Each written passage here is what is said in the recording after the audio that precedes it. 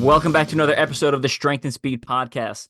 I'm your host, Mudgear Hannibal Race Pro and Strength and Speed owner, Evan Prepares. I got a guest with me on the line. Before we get to her, though, a quick word from this episode's sponsor. This episode is brought to you by Yolked. If you're looking for a great nutritional product to pair with your protein, you should try Yolked. If you've been to Savage Race this year, you've probably tried some of their samples. Great product, great tasting. Clinical trials show 3 times the muscle growth. So don't expect to blow up huge, but it is going to help with recovery. It is going to help build a little bit more muscle, which will allow you to perform better in the future. So highly recommend it. It tastes really good. You can sprinkle it on your yogurt, sprinkle it on your food, sprinkle it into your protein shake, whatever you want, or you can just drink it straight out of the bag. Little packets they come in that are super convenient to come and take with you to races. You can use code STRENGTH20 to save you 20% off every order. That's STRENGTH20, and you can order it off yolked.com, www.yolked.com. All right, let's get to today's guest. Joining me, I have Lynn Hall, the CEO, race director, owner of Boldr Dash. So, Lynn, welcome. Well, thank you very much. Super excited to have you. I have done a lot of local OCRs, but I have not made it out to Boldr Dash because it's an East Coast event, and I am located in the Midwest. So I'm excited to dig into this. We're going to be talking about Boldr Dash, a little bit about the history, about how you've managed to stick around for so long. We're going to be talking about the New England OCR Expo coming up later this month, and kind of dig into some of your background and some of the history of Boldr Dash. I'm excited. Very good. Thanks. I'm excited to be here. Yeah. So let's start off with Boldr Dash, right? Started in 2011. So I guess take us back to why did you start an OCR series? Let's go there. That's a good question. So I was a trainer at the local YMCA, and we had been doing, over the years, we had done all kinds of different challenges and different kinds of things within the 4 walls, as well as, going out, doing different runs, sprint triathlons, those kinds of things. And we were just bored.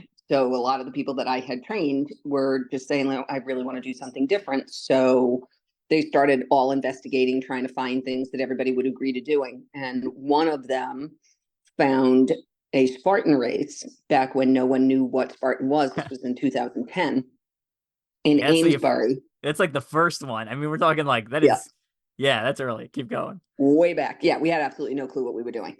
And she just came to us and she's like, yeah, you crawl onto barbed wire and you go through mud and you jump on fire. And all of us were like, what?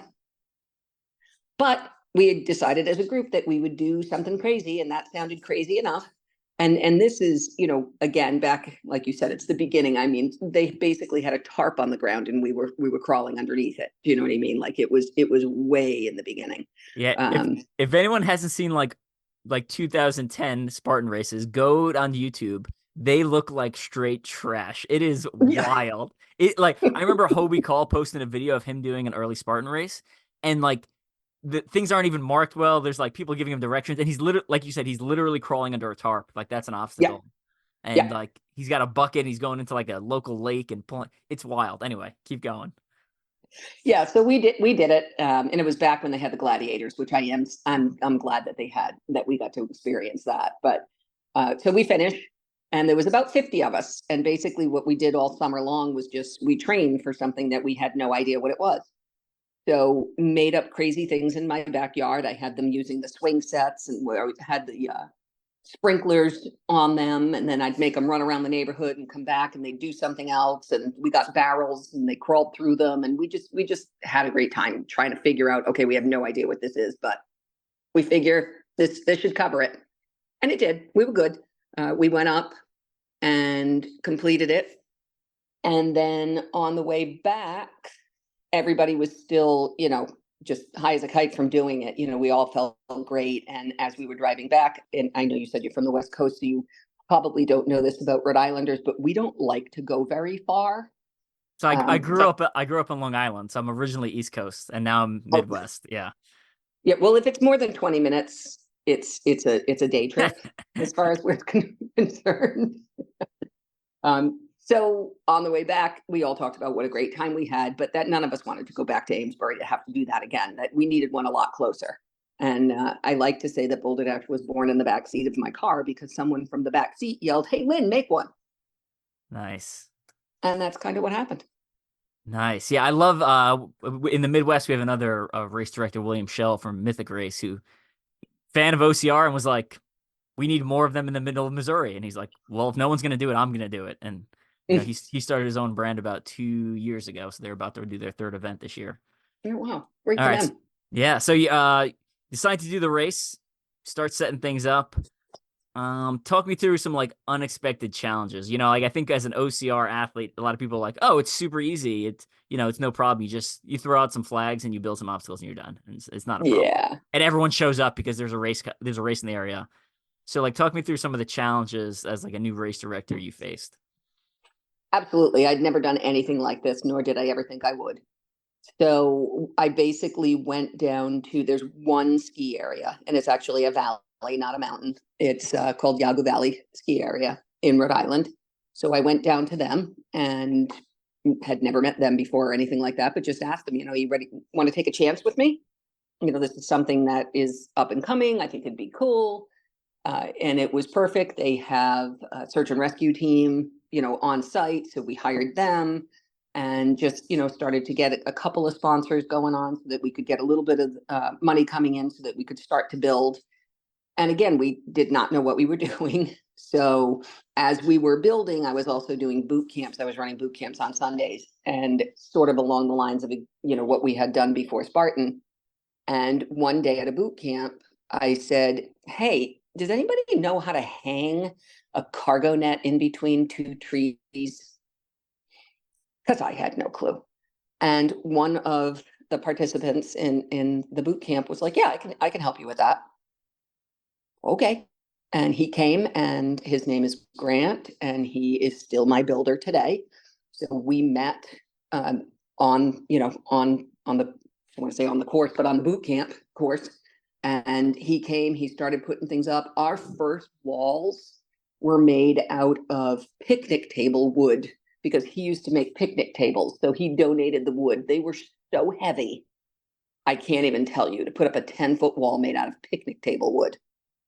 And probably the biggest, so other than trying to figure out how to build these things and get them on this, mountainous region, the biggest challenge that we had was that we had to run in the road for a part of it because I did not know how to, we just kind of went up and down, and there was no, like you were saying, no marking, no anything like that. We just went up the hill and then we came back down the other part, and then we went back up the other part, and it wasn't quite a 5K. So we decided to run on the road, and we created what we call the Boldr Dash, which is basically you running with a rock. So you ran with the rock, and you were supposed to put the rock down at a bridge, which was about maybe a half a mile out on the road. And then when you run back, you go out on the course, next person runs out, they pick up that rock and conveniently bring it back to the start. It was going to go like that all day. And, great ideas don't always work out. We had a policeman who his job was to stay at the bridge and make sure that everybody, number one, got there safely, number two, put their rock down, and number three, got to where they were going. And I think we had some tires on the other side of the road so that you had something to do on the way back. And the policeman took it upon himself to escort the first wave out versus being at the bridge like we had asked him to do. And then he went to the other end of that road to turn his police car around. And as he was turning his police car around, he noticed that everyone followed him. Jeez. So they just kept running. So I would say about maybe 12 or 15 people had actually followed him. Could have been a little bit more than that. And then luckily someone who helped with the race was also in that first wave. And when she got to where you were supposed to stop, she started stopping everyone. So not everyone went, but of course we all know that your first people are your fastest. Yeah. So these are people who were really competing, wanted to finish first, and ended up doing an extra half mile to a mile on the road. So yeah, we learned. We didn't go back on the road again the next year. And I learned how to, even just, it's the communication, just because you think you communicated something, if you don't really play these things out, you didn't always communicate exactly what you thought you were going to, have happen. So that was probably our biggest challenge. The two biggest challenges, we didn't know what the heck we were doing. because the whole industry was so new. Yeah. And number two, we had to learn how to really express our needs to people who are volunteering their time. Yeah, no kidding. I mean, especially even being around the industry, there are certain things that, you know, I just assume are like, oh, everyone knows this. This is common sense. This is basic race etiquette. This is basic, like rules of obstacle course racing. And sometimes if you have volunteers, that's not necessarily true. It might just be someone who's being helpful and volunteering their time during that time block. So yeah, absolutely Yeah. good points there. So you started the And we, race. You go for it. oh, I was going to say, like I said, with Spartan just had a tarp. We had very similar, very simple obstacles. And our finish line was, you were supposed to crawl through the sand. So we had built this the night before. We were trying to get this thing set, and we were just putting these boards in the ground, that sort of made fencing, and then we were putting chicken wire over the top of it, and that's what you were going to crawl under. And we did that on a volleyball court because we figured this will be great. We can really dig these things down, and it'll keep together. That was not the case. First of all, halfway through building them, we ran out of time. It got dark. We had put some of these car lights on us so that we could do it. Their battery went dead. I mean, you name it, it went wrong. This is the night before. And then as the day rolled on, we found out that the volleyball court actually had cement under it. So it was just a little bit of dirt. And as people are crawling through it, the fencing is rolling up on the top. The lanes that we had made with the wood were starting to pull out of the ground. I mean, there was nothing dangerous, but it was a bad idea. So by the end of the day, people were crawling, just get down. And we just had a couple of people from the Air Force were just yelling at them and to keep them crawling so that they couldn't get up. Nice. So that was 2011. Now let's jump forward in time to modern day. What does your race look like now? What weekend is it typically? And yeah, let's go there. Well, for the last 6 years, we have had what we call Winter Dash, and that's usually in March. This is the first year we're not having it. Mm-hmm. We have continuously reinvented ourselves, and that's probably why we're still around. We started with the mud run. We started on the mount, with the hills and all of those things. We moved into sort of a more inviting type style race. We did a beach race. We did, like I said, the Winter Dash. We've done kids runs.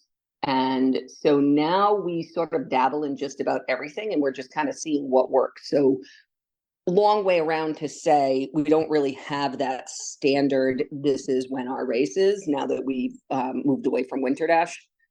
So we do have a race coming up this weekend, actually. It's called Amazing Wish Race, and it's kind of a mix between obstacle course and team building, and it raises money for a local nonprofit that helps kids with different diseases. Most are unfortunately fatal.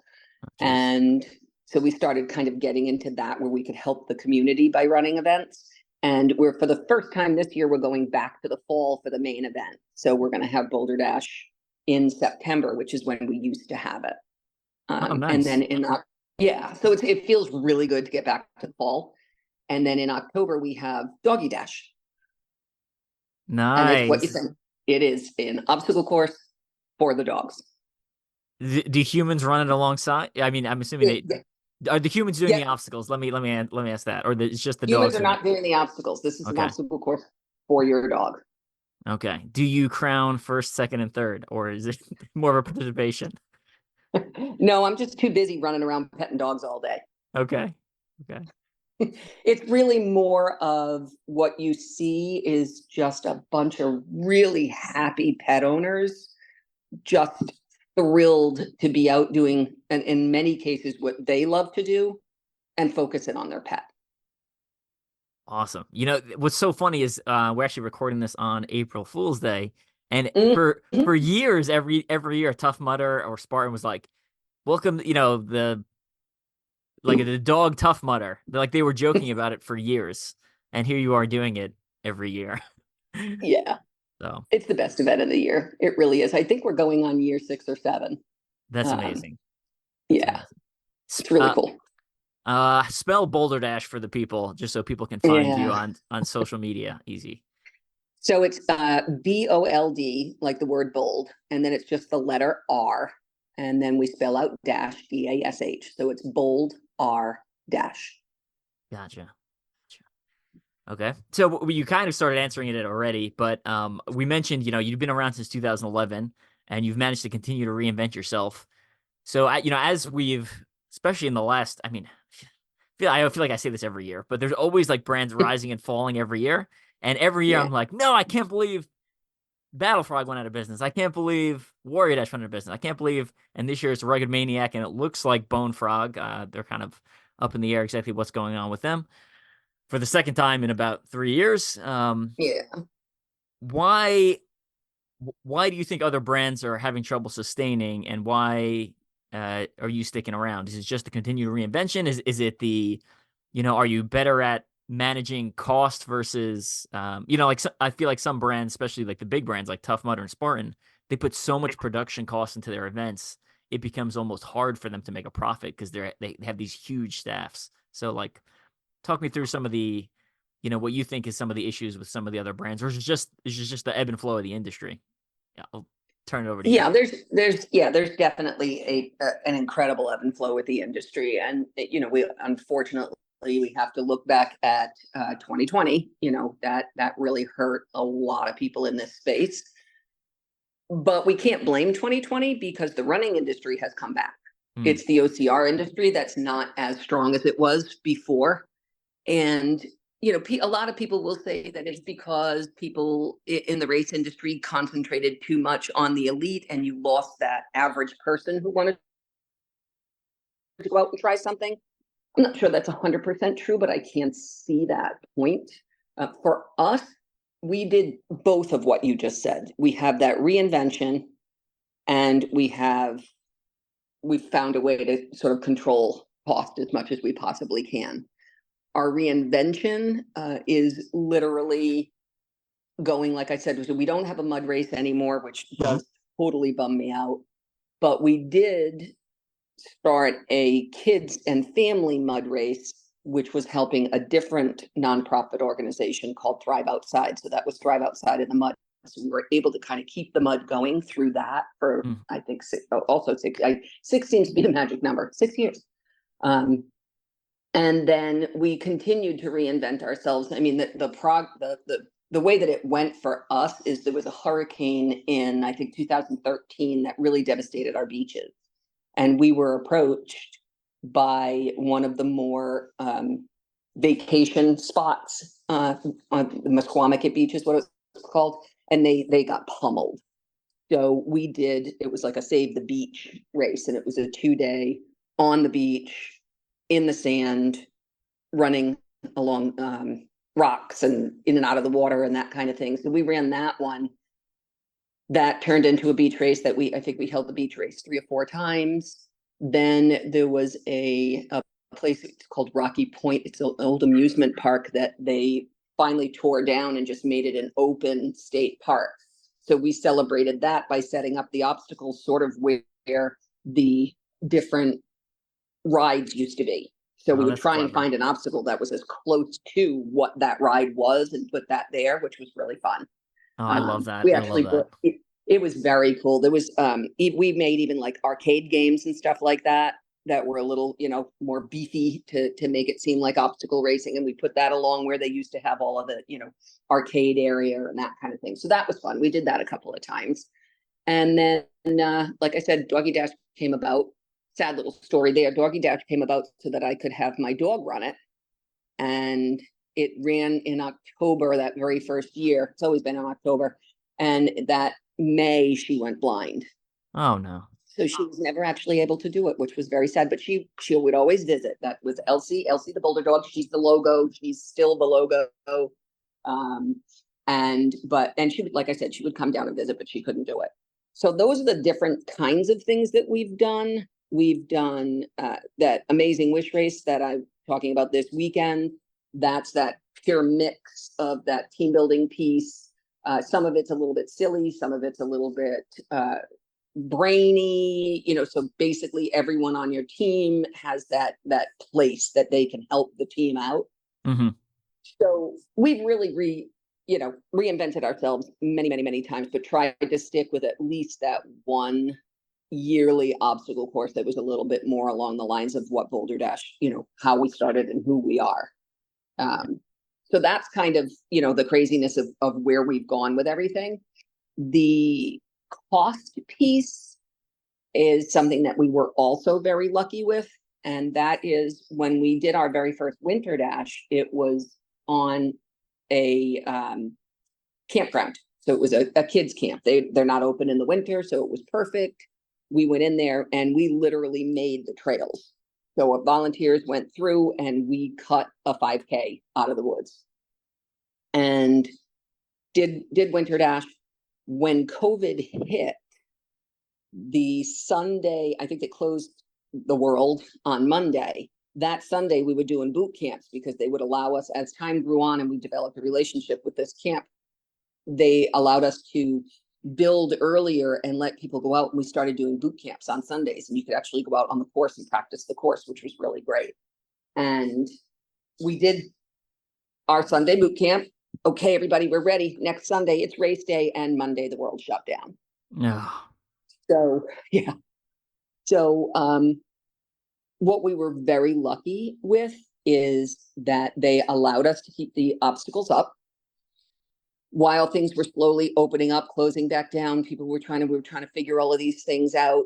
They allowed us at the camp to work with the state on how can we be outside safely and run this crazy event. And of course, the state didn't know what they were doing either, because they didn't know how to say yes to, you're going to crawl in what?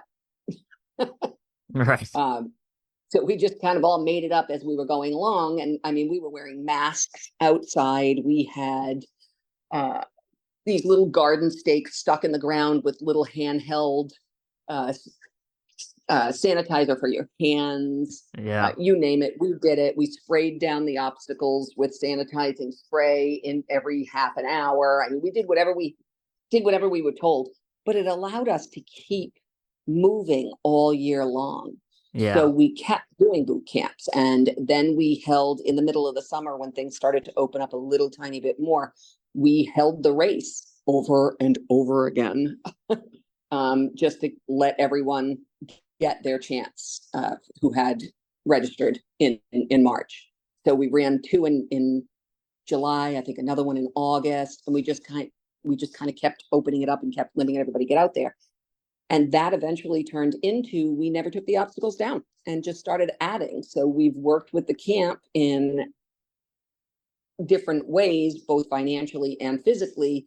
We maintain the trails. We have marked all the trails so that when they have someone come, because they also do conferences, they can follow our markings now so that the conference can go out for a walk and that kind of thing. So we've developed a partnership together, and that is probably the biggest reason, if not the only reason, that we're still around. We were able to find that way of not packing up 350-foot trailers, because that's what we used to do. And instead, everything's out there. Downside, we don't move around anymore. And it is a big one. It is a big one. It's as much of a good thing as it is a not so good thing. But so far it's working. So that's what we're doing. Yeah. Well, interesting. Yeah. So there are brands in the Midwest that have been around for a while, and some of them do something very similar. So Casey Timber Challenge is it's primarily a zip line, high adventure course, but they have an obstacle course on their property, and they've managed to. I mean, I think they started 2013 or something like that. So, and back in 2013, the obstacles were trash. They were not good. And now the obstacles are like, because they they'll upgrade one thing, every event, right? But you add that times 30 events, and now like the whole course is good. So it was yeah, and they've been around for a while. Like I said, they've been doing good. And there's another zip line place locally where I live in Manhattan, Kansas, that also has an obstacle course race. So I don't know. Maybe that's the future of OCR for the smaller brands, is you partner with a local Boy Scout camp or a zip line facility or some sort of other place that can generate money on the side, and then keep your obstacles up year round. Who knows? Yeah, yeah, it's a plus and a minus. I mean, I definitely think that it's great that we can have, and we have multiple events there. Amazing Wish Race is going to be there because we use the fields and other things in order to do all the team building stuff. And then we also, we have Doggy Dash there because, we just use the same trails, but we put out a little bit of different obstacles. The Doggy Dash obstacles we actually pack away. But on that other side of it, there is that negative of, well, I've already done that one and I've already done there. Yeah. So, this year I'm going to go try someplace else. But I think the balance is I'm not a large brand.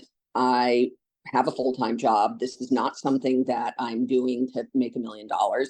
I obviously need to pay the bills, Right. but that ability where we're not a big company that needs to pay multiple staff and do all of those things. We have 1099 people who come and go. Again, they all have full-time jobs. And we have a lot of volunteers who I am exceptionally lucky to have around me because most of them have been with us for close to 10 years. And that, I think, is incredible. And that kind of speaks to the family of OCR, I think. You just get really, really close when you're, sticking your hands on someone's butt and pushing them over a 10-foot wall. You get to know them a little. Nice. Yeah. Awesome. Well, I'm excited. I actually moved to Boston in August, so maybe you might see me in September. Well, Oh, I think you just walked right into that one. We're definitely going to see you in Boston. You're moving to Boston. There's no excuse. yeah. Your bib is already set aside. How's that? All right, sounds good. So, okay, I guess you will see me in September. Okay. All right, let's move on talking about the New England OCR Expo. So I believe we're about to hit the third year of the New England OCR Expo. Talk to people Yes, about what it is, first of all, and then we'll go from there. sure. So it was actually right after a boot camp, I believe, that Steve came up to me as he was leaving. So Steve has been a fantastic volunteer for Boldr Dash for a couple of years as well before the OCR Expo started. And he just kind of said, you know what, I just want to do something. I want to get people together off the course, so that we can all just kind of hang out and get to know each other. And I want it to be a big party. And I think it could be really fun. And I was like, hey, Steve, whatever you need, just let me know. And let's see what we can do. So he just started reaching out to different people. And it ended up where it was this sort of really great mix that first year of lots of vendor tables and things to people to visit and things to do. Each table sort of had that permission to use some space, maybe come up with some kind of a challenge or just give away prizes, spinning a wheel or whatever it might be. But then there was food and there was music and there were videos playing in the background on, on film. And it really was exactly what he had thought of. It was a great way to highlight all of the great things that we have with OCR, whether it be a gym who trains for it, a race brand who you're going to run, or someone who creates the actual obstacles and different things. Everything was there. And then you had, your other things around also, like energy drinks and that kind of thing. But it all tied into that fitness OCR piece. And people just came out. They had an absolute blast. And there was no question that it had to be done bigger and better yet again. It was really cool to spend time to see people in real clothes was also interesting. It's always funny to be like, you don't wear spandex all the time. That's weird. Yeah, you have hair. You mean it's not in a ponytail always? Yeah. Yeah. So it was really cool to see people just come out, get to know each other on that sort of different level, and have a great time. So, and then I think it was 2 weeks later when that was 2020. So I believe we had to skip 2021,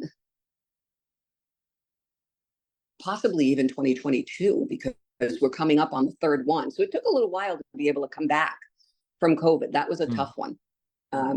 Last year, it was at a bigger venue, another golf course, but a bigger setting.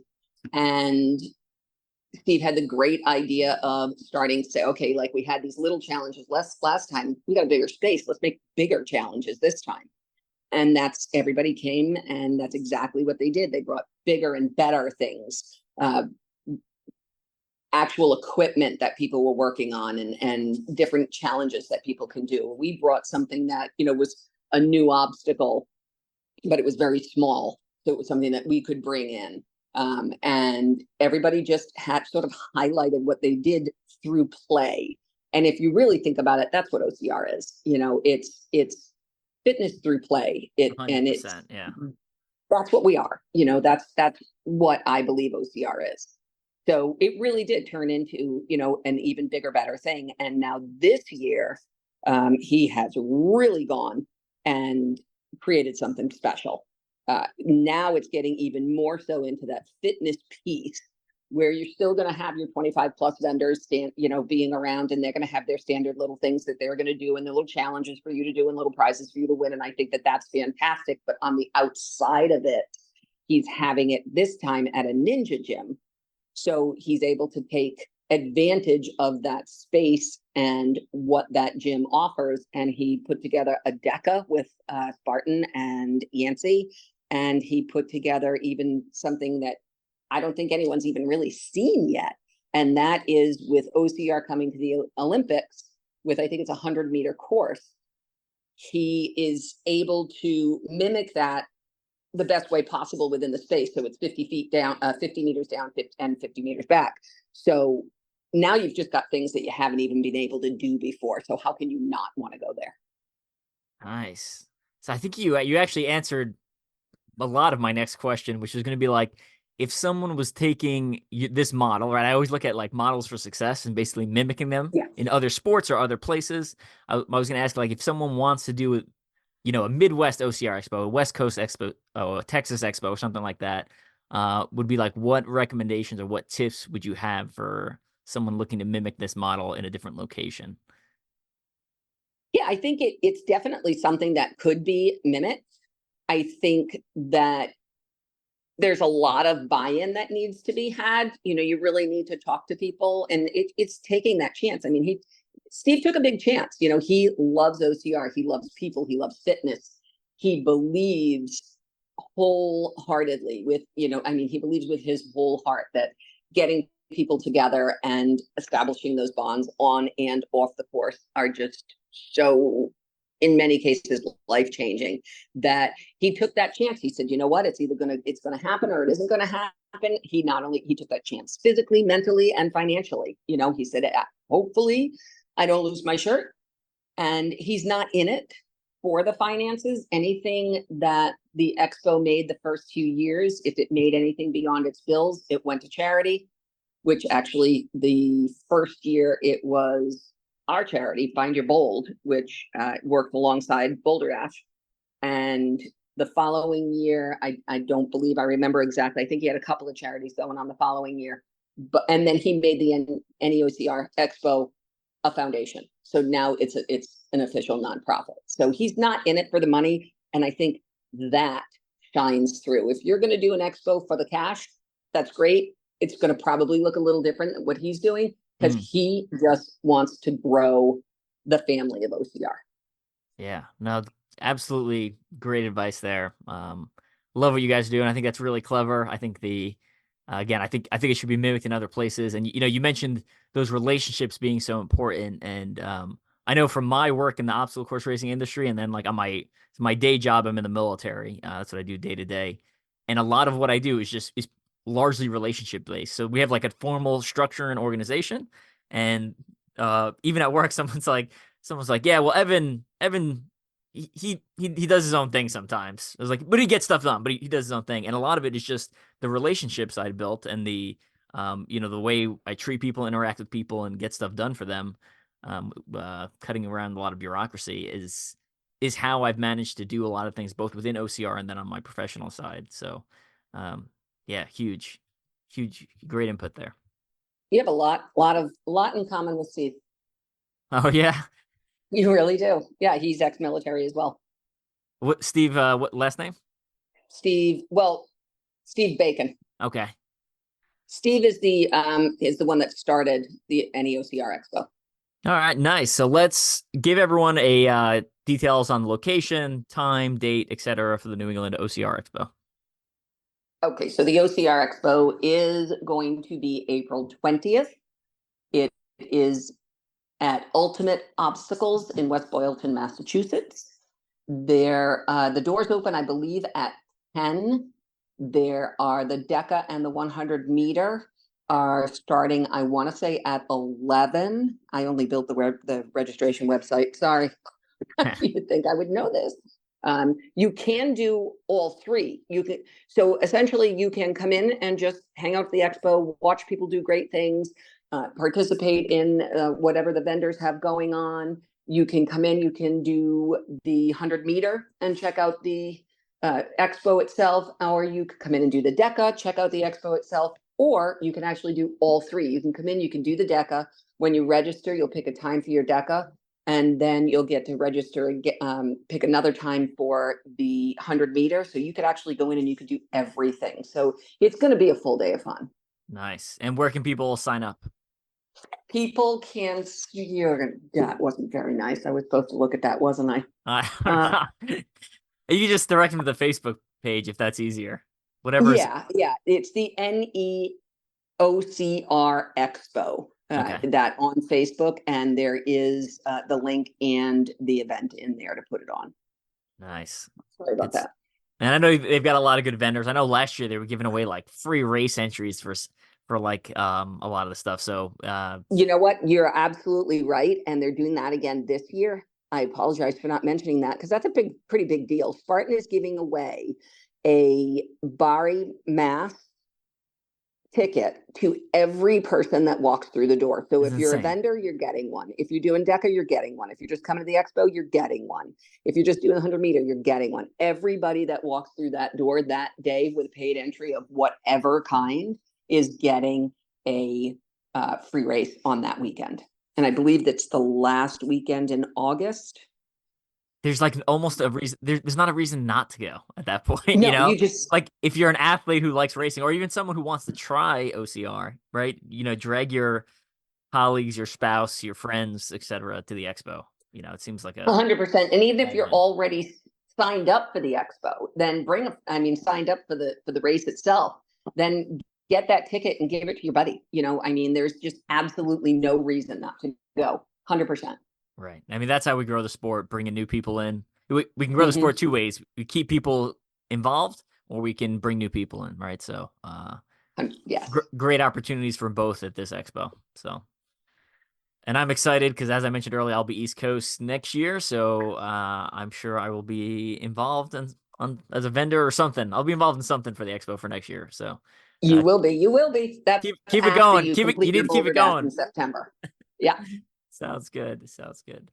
Quick wanted to give a quick shout out to Mike Stefano from Obstacle Running Adventures. If anyone wants more podcast content, please head over to Obstacle Running Adventures. They're a staple brand there in the Northeast. And I know he'll be at the expo as well. And he's also the one who did this intro to allow us to do this podcast. So as we mentioned earlier, the importance of relationships, pays off again there. Thanks, Mike. Yeah, before we finally close things out, talk to me about Find Your Bold, your nonprofit. So Find Your Bold is another thing that just kind of came up in the world of Boldr Dash. So when I first opened Boldr Dash, I did want it to be a nonprofit so that I could give back through what we were doing. However, I got really good advice from a few lawyers, and they were like, no, you need to establish yourself, establish your business, and then open up that nonprofit with it. So in 2015, we were able to work with lawyers and all those folks that help you set things up so that Boldr Dash and Find Your Bold can work together. And that's what we do to this day. So Find Your Bold does team building things and whatnot to get kids and adults outside, working together, communicating. Basically, we're helping people overcome what they perceive as personal obstacles. And we like to say we're turning obstacles into opportunities. and we do that through physical play or physical means. We also have a Find Your Bold team at most every Boldr Dash event. And what that means is we have elite athletes and what we like to call cheerleaders, for lack of a better way of saying it, is people who just want to see someone else succeed. And then we have our team members who are people from all walks of life, physical, mental disabilities, wounded veterans, some people who are just coming over an illness like cancer, or someone who just basically has never actually tried an OCR before and just really wants to see what they can do out there. Those people are brought through the course with those mentors and team athletes, and they're shown throughout the course, okay, how best can we get you over this 6-foot wall? How best can we get you through whatever this rig is? And Boldr Dash builds its obstacles in levels. We've done that from the very first race we ever had.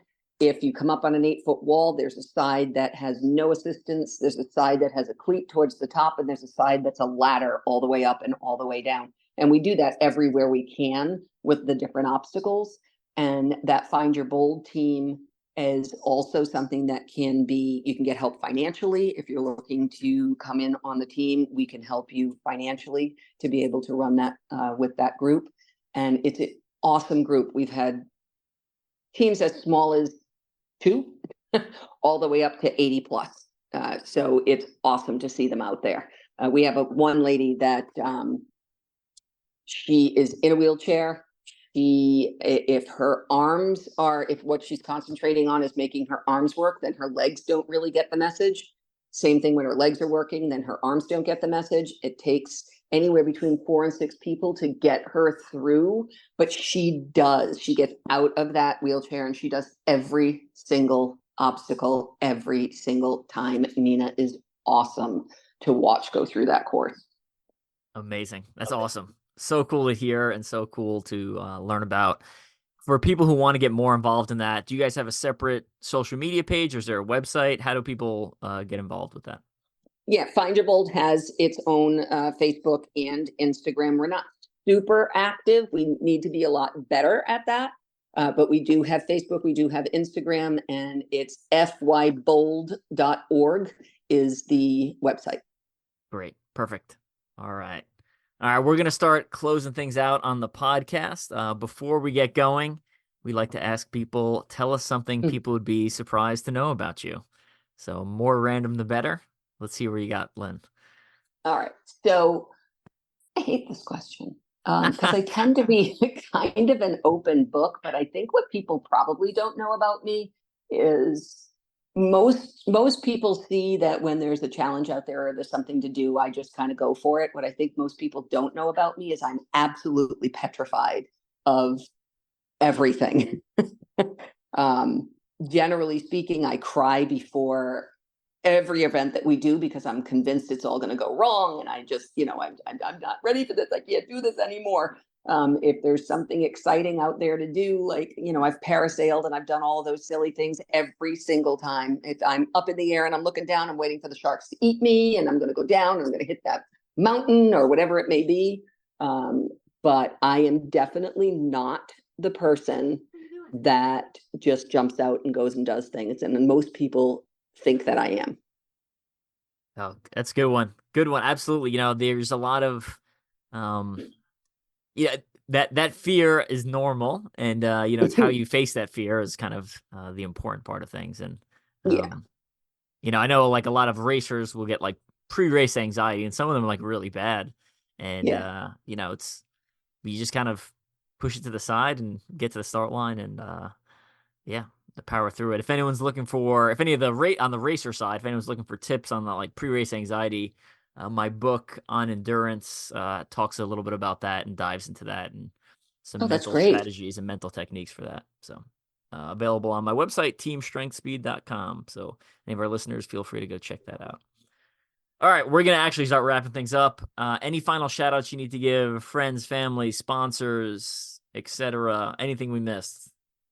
Actually, the most important thing for me is my family. They've been extremely supportive through all of this time. I have 3 kids and a wonderful husband, and shout out always to them. Awesome.